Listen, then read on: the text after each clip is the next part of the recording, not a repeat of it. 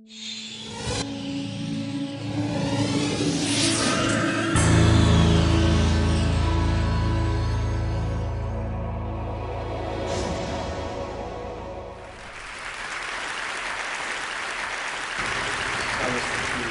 is nothing bigger or older than the universe.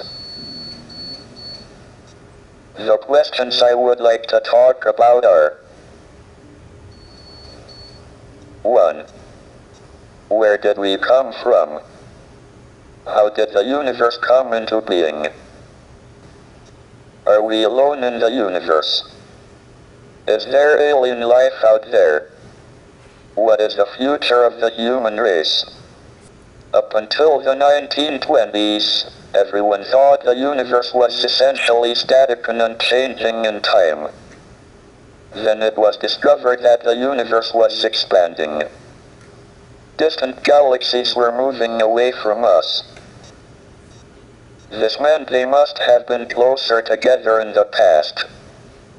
If we extrapolate back, we find they must have all been on top of each other about 15 billion years ago. This was the Big Bang, the beginning of the universe. But was there anything before the Big Bang? If not, what created the universe? Why did the universe emerge from the Big Bang the way it did? We used to think that the theory of the universe could be divided into two parts. First, there were the laws like Maxwell's equations and general relativity that determine the evolution of the universe, given its state over all space at one time. And second, there was the question of the initial state of the universe. We have made good progress on the first part, and now have a knowledge of the laws of evolution in all but the most extreme conditions, but until recently, we have had little idea about the initial conditions for the universe. However, this division into laws of evolution and initial conditions depends on time and space being separate and distinct. Under extreme conditions, general relativity and quantum theory allow time to behave like another dimension of space. This removes the distinction between time and space, and means the laws of evolution can also determine the initial state. The universe can spontaneously create itself out of nothing. Moreover, we can calculate the probabilities that the universe is created in different states.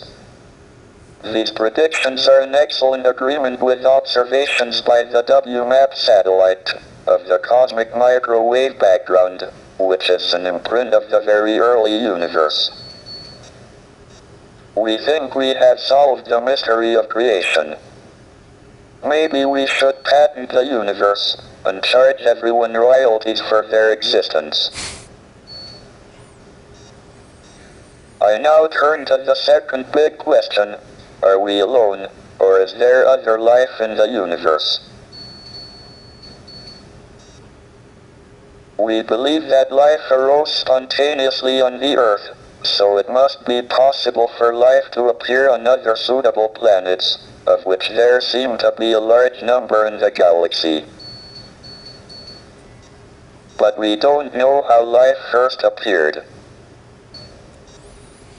We have two pieces of observational evidence on the probability of life appearing. The first is that we have fossils of algae from 3.5 billion years ago. The Earth was formed 4.6 billion years ago, and was probably too hot for about the first half billion years.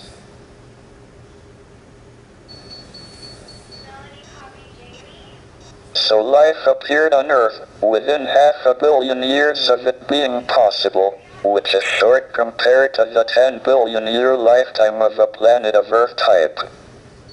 This suggests that the probability of life appearing is reasonably high. If it was very low, One would have expected it to take most of the 10 billion years available. On the other hand, we don't seem to have been visited by aliens. I am discounting reports of UFOs. Why would they appear only to cranks and weirdos? If there is a government conspiracy to suppress the reports, and keep for itself the scientific knowledge the aliens bring, it seems to have been a singularly ineffective policy so far.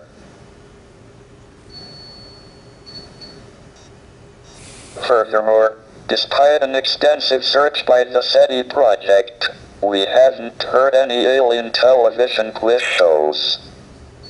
This probably indicates that there are no alien civilizations, at our stage of development, within a radius of a few hundred light years.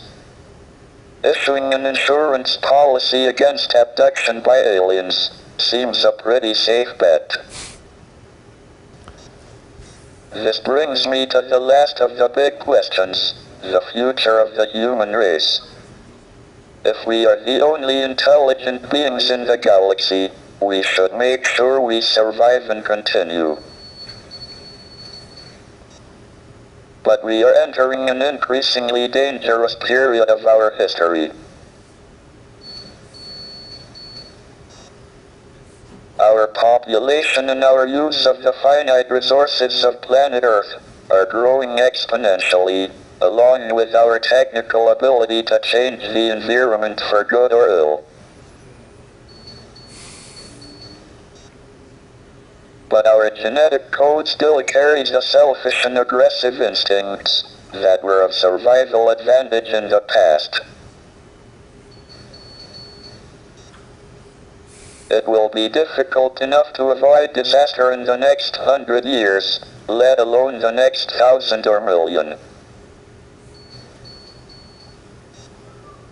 Our only chance of long-term survival is not to remain inward-looking on planet Earth, but to spread out into space. The answers to these big questions show that we have made remarkable progress in the last 100 years. But if we want to continue beyond the next 100 years, our future is in space. That is why I'm in favor of manned, or should I say, personed, space flight.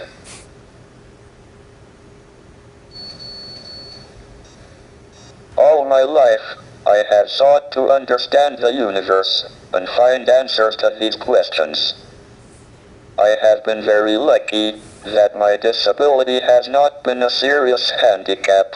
Indeed, it has probably given me more time than most people to pursue the quest for knowledge. The ultimate goal is a complete theory of the universe, and we are making good progress. Thank you for listening.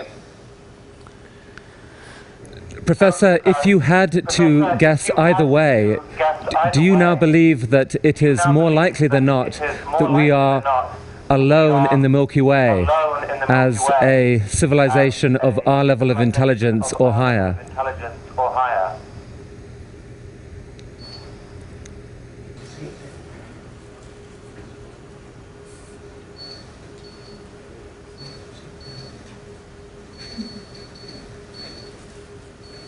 This answer took 7 minutes and really gave me an insight into the incredible act of generosity this whole talk was for Ted.